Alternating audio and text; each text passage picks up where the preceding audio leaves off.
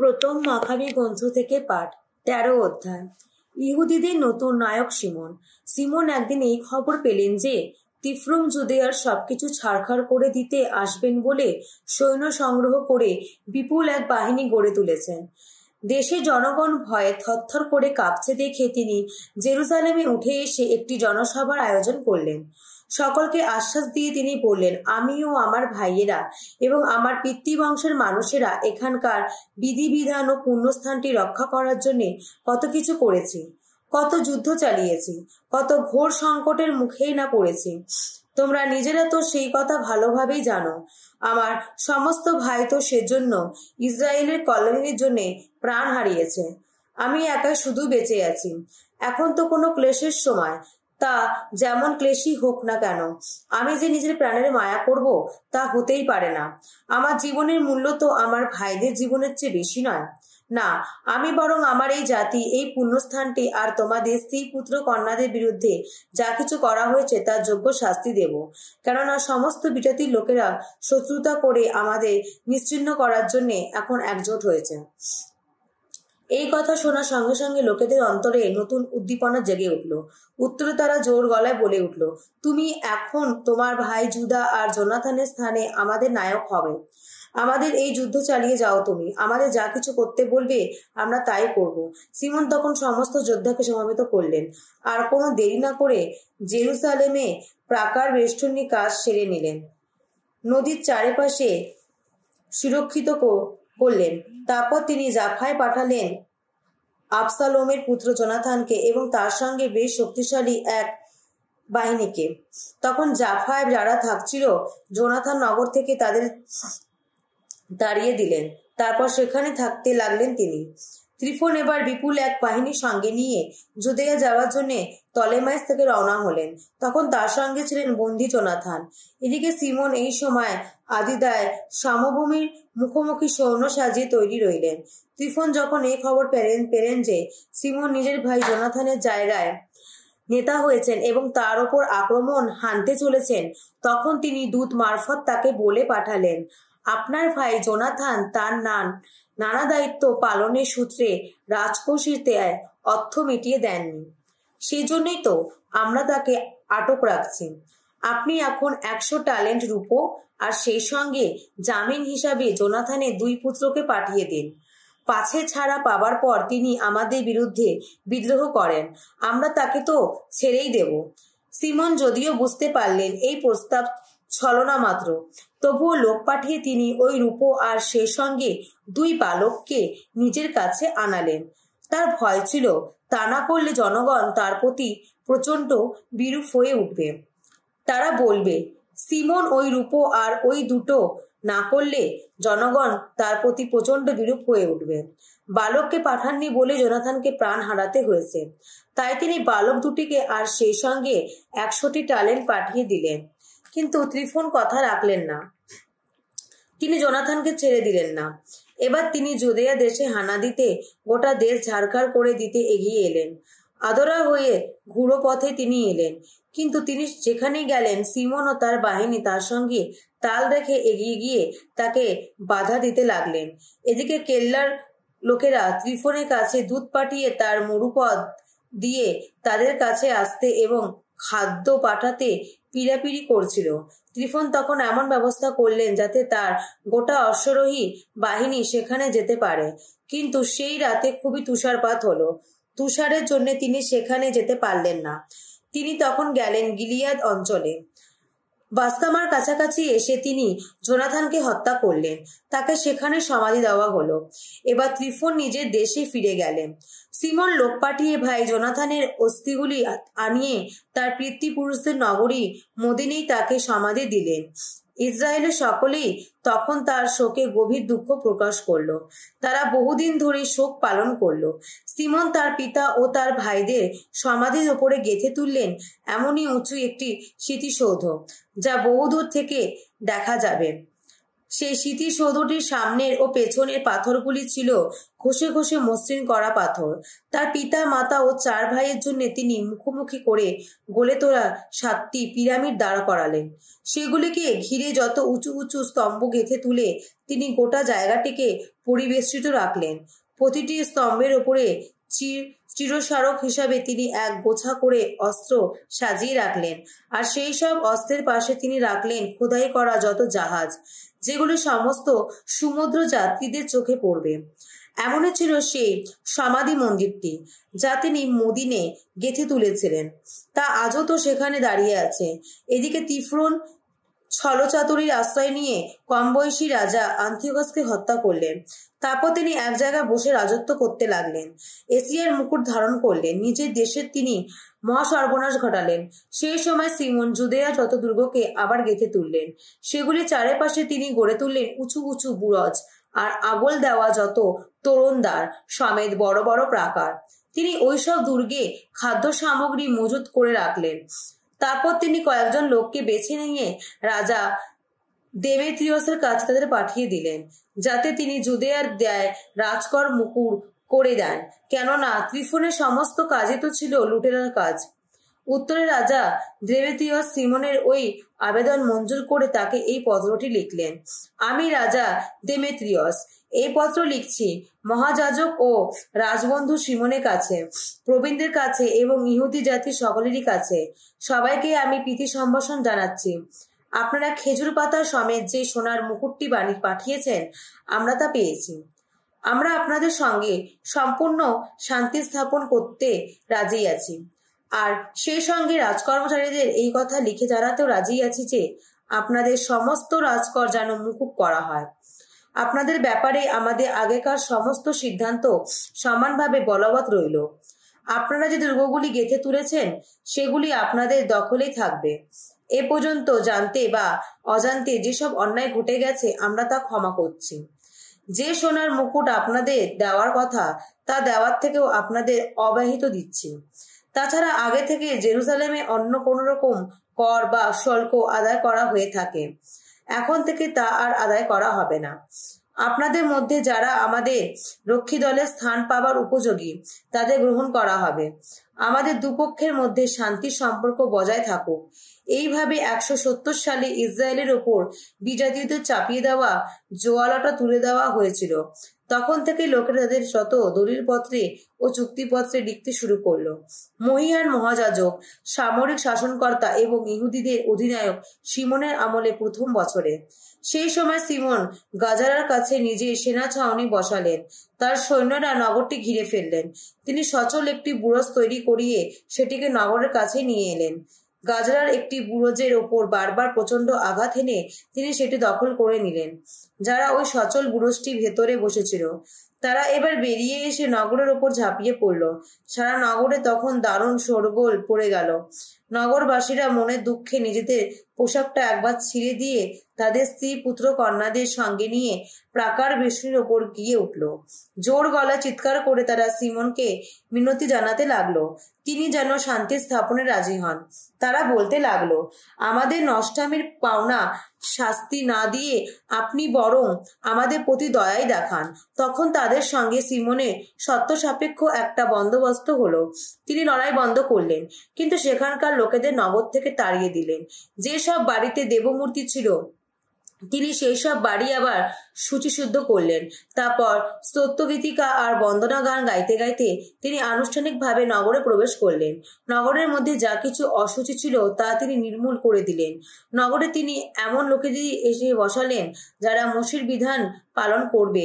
তিনি নগরটি আরো সুরক্ষিত করলেন এবং সেখানে নিজের জন্য একটি বাসভবন তৈরি করালেন।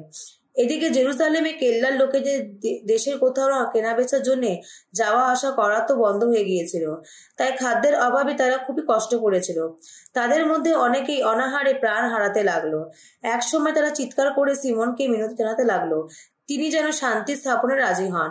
সিমন তাতে রাজি হলেন, তবে তিনি সেখান থেকে তাদের সবাইকে তাড়িয়ে দিলেন এবং কেল্লাটিকে কুলসমুক্ত করে আবার শুচিশুদ্ধ করে তুললেন। দেশের লোকেরা 171 সালের দ্বিতীয় মাসের 23 তারিখে কেল্লাটির মধ্যে প্রবেশ করলো। খেজুর পাতা হাতে নিয়ে তারা তখন বন্দনা গান গাইতে লাগলো। সেতার, বীণা আর করতাল বাজাতে লাগলো। নানা স্তোত্র গীতিকা ও ধর্মসঙ্গীত গাইতে লাগলো। কেননা এক মহাশত্রুকে এবার চূর্ণ বিচূর্ণ করা গেছে, ইসরায়েল থেকে উৎখাত করা গেছে। সিমন এবার এই নিয়ম করে দিলেন যে প্রতি বছরে ওই দিনটির স্মৃতি আনন্দের সঙ্গে পালন করা হবে। মন্দির পর্বতের যেদিকে কেল্লাটি রয়েছে সেদিকটি তিনি আরো সুরক্ষিত করলেন এবং সেখানে তার দলবল নিয়ে থাকতে লাগলেন। সেই সময় তার পুত্র যোহন পূর্ণবয়স্ক মানুষ হয়ে উঠেছেন দেখে সিমন তাকে গোটা সেনাবাহিনীর অধিনায়ক নিযুক্ত করলেন। যোহন তখন গাজরায় বসবাস করতে লাগলেন। পরমগীত গ্রন্থ থেকে পাঠ, অধ্যায় 7।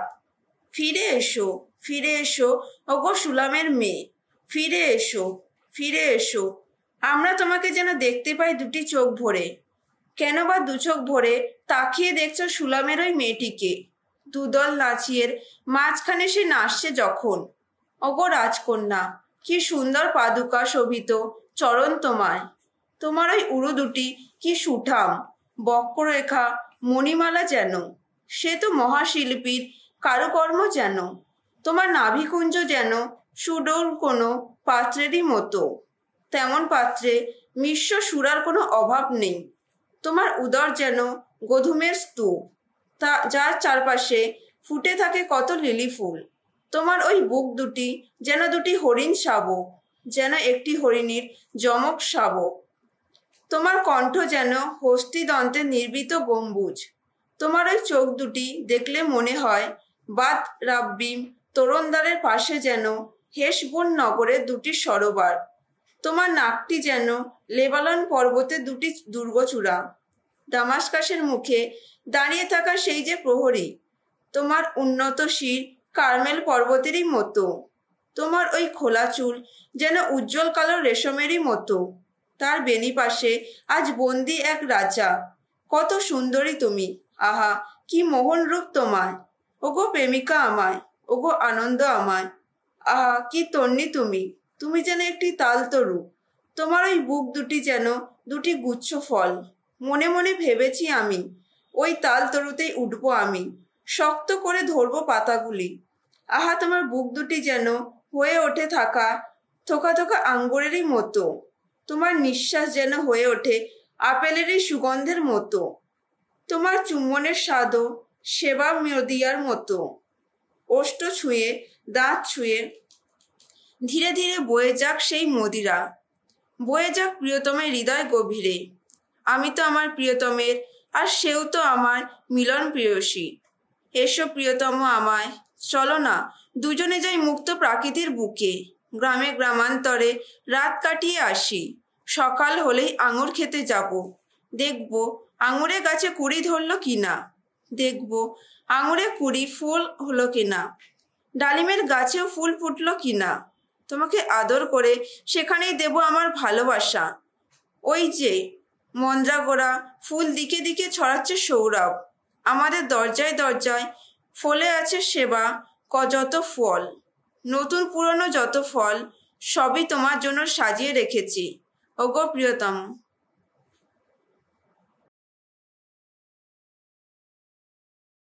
সাধু লুক রচিত মঙ্গল সমাচার 9 অধ্যায় 1 থেকে 26 পদ। যিশুর নির্দেশে পেরিতদূতদের প্রচার যাত্রা। একদিন যিশু তার সেই 12 জন শিষ্যকে একত্রে ডাকলেন, সমস্ত অপদূতকে বশীভূত করার জন্যে ও মানুষের যত রোগ ব্যাধি নিরাময় করার জন্যে তিনি সেদিন তাদের বিশেষ শক্তি ও ক্ষমতা দিলেন। তারপর তিনি তাদের ঐশ্বরাজ্যের বাণী প্রচার করতে ও পীড়িত মানুষকে রোগমুক্ত করতে পাঠিয়ে দিলেন।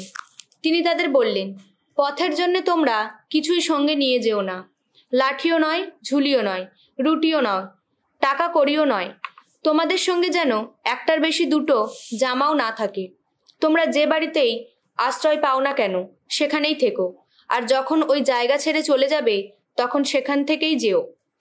যারা তোমাদের গ্রহণ করতে চাইবে না তাদের শহর ছেড়ে যাবার সময়ে তোমরা পায়ের ধুলো ঝেড়ে ফেলে তাদের সতর্ক করেই যেও। শিষ্যেরা তখন বেরিয়ে পড়লেন এবং এক গ্রাম থেকে অন্য গ্রামে গিয়ে সব জায়গাতেই তারা মঙ্গল সমাচার প্রচার করতে লাগলেন আর পীড়িত মানুষকে নিরাময় করতে লাগলেন। এইসব ঘটনার কথা সামন্তরাজ হেরোদের কানে এসেছিল। এসব শুনে তিনি কেমন বিভ্রান্ত হয়ে পড়েছিলেন। কেননা কেউ কেউ বলছিল দীক্ষাগুরু যোহন মৃতদের মধ্যে থেকে বেঁচে উঠেছেন, আবার কেউ কেউ বলছিল এলিও আবার আবির্ভূত হয়েছেন। অন্য লোকেরা আবার বলছিল প্রাচীনকালের কোনো প্রবক্তাই পুনরুত্থান করেছেন। হেরোদ তখন বললেন, আমি তো যোহনের শিরচ্ছেদ করেছি, তাহলে এই যার সম্বন্ধে আমি এখন এসব কথা শুনছি তিনি কে? তাই যিশুকে দেখার জন্যে তার খুবই কৌতূহল ছিল।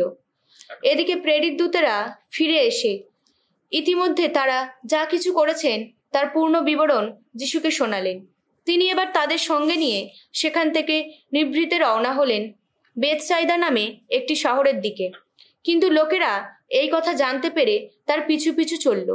যিশু তখন খুশি মনেই তাদের গ্রহণ করে ঐশ্বরাজ্যের বিষয়ে নানা কথা তাদের শোনাতে লাগলেন এবং সেই সব মানুষকেও সারিয়ে তুলতে লাগলেন যাদের রোগমুক্ত হওয়ার প্রয়োজন ছিল। বেলা যখন পড়ে আসছে এমন সময় সেই 12 জন শিষ্য তার কাছে এসে বললেন, এবার আপনি বরং লোকেদের যেতে বলুন, যাতে তারা আশেপাশের গ্রামে বা পল্লীতে গিয়ে থাকা খাওয়ার কোনো ব্যবস্থা করে নিতে পারে। আমরা তো এখানে বড় নির্জন জায়গায় রয়েছি। যিশু উত্তর দিলেন, তোমরা নিজেরাই বরং ওদের খেতে দাও। তারা তখন বললেন, কিন্তু আমাদের কাছে 5খানা রুটি আর 2টি মাছের বেশি তো আর কিছুই নেই। নাকি আপনি চান আমরা নিজেরাই গিয়ে ওই সব লোকদের জন্যে কিছু খাবার কিনে আনি? তখন সেখানে উপস্থিত পুরুষের সংখ্যা ছিল 5000-এর মতো। যিশু উত্তরে তার শিষ্যদের বললেন, শোনো, ওদের তোমরা কম বেশি 50 জন করে আলাদা আলাদা দলে বসিয়ে দাও। শিষ্যরা সেই মতো সকলকেই বসিয়ে দিলেন। এবার যিশু সেই 5খানা রুটি আর 2টো মাছ হাতে নিলেন আর স্বর্গের দিকে চোখ তুলে তাকিয়ে তিনি আশীর্বাণী উচ্চারণ করলেন। তারপর সেগুলো ছিঁড়ে টুকরো টুকরো করে লোকদের পাতে দেবার জন্যে তার শিষ্যদের হাতে তা তুলে দিলেন। তারা সকলে খেলো, পেট ভরেই খেলো। তারপর লোকদের ফেলে রাখা টুকরোগুলো কুড়িয়ে নেওয়া হলো। মোট 12খানা ঝুড়ি ভরে গেল। পরে একদিন যিশু যখন একা একটি জায়গায় প্রার্থনা করছেন, সঙ্গে রয়েছেন তার শিষ্যেরা, সেই সময় তিনি তাদের এই প্রশ্ন করলেন, ওই যে যারা এসে ভিড় করে, আমি কে? এই বিষয়ে তারা কি বলে? উত্তরে শিষ্যেরা বললেন, তারা কেউ বলে আপনি দীক্ষাগুরু যোহন, কেউ বলে আপনি এলিও, আবার কেউ বলে প্রাচীনকালের কোনো প্রবক্তাই পুনরুত্থান করেছেন। তখন যিশু তাদের বললেন, আর তোমরা? আমি কে? এই বিষয়ে তোমরাই বা কি বলো? উত্তরে পিতর বললেন, আপনি পরমেশ্বরের সেই খ্রিস্ট। যিশু তাদের তখন দৃঢ়ভাবে নিষেধ করে বলে দিলেন, এই কথা তারা যেন কাউকে না জানান। তারপর তিনি বললেন, মানবপুত্রকে বহু যন্ত্রণা ভোগ করতে হবে প্রবীণদের ও প্রধান যাজকদের দ্বারা, এবং শাস্ত্রীদের দ্বারা তাকে প্রত্যাখ্যাত হতে হবে, তাকে নিহত হতে হবে, তারপর 3য় দিনে তাকে পুনরুত্থিতও হতে হবে। পরে এক সময় তিনি সকলকেই বললেন, কেউ যদি আমার অনুগামী হতে চায় তবে সে আত্মত্যাগ করুক এবং প্রতিদিন নিজের ক্রুশ তুলে নিয়ে আমায় অনুসরণ করুক। কেননা যে নিজের প্রাণ বাঁচাতে চায় সে নিজেকে হারাবেই, কিন্তু আমার জন্যে যে নিজের প্রাণ হারাবে সে নিজেকে বাঁচিয়েই রাখবে। যে মানুষ সারা জগৎকে পেয়েছে কিন্তু নিজেকেই হারিয়ে ফেলেছে, নিজেরই সর্বনাশ ঘটিয়েছে, তাতে তার কী বা লাভ হলো? কেউ যদি আমার ও আমার বাণীর জন্যে লজ্জাবোধ করে, তাহলে মানবপুত্র সেদিন আপন মহিমায় এবং পরমপিতা ও পবিত্র স্বর্গদূতেরও মহিমায় মহিমান্বিত হয়ে আসবে। সেদিন কিন্তু সেই মানুষের জন্যে মানবপুত্র নিজেও লজ্জাবোধ করবে।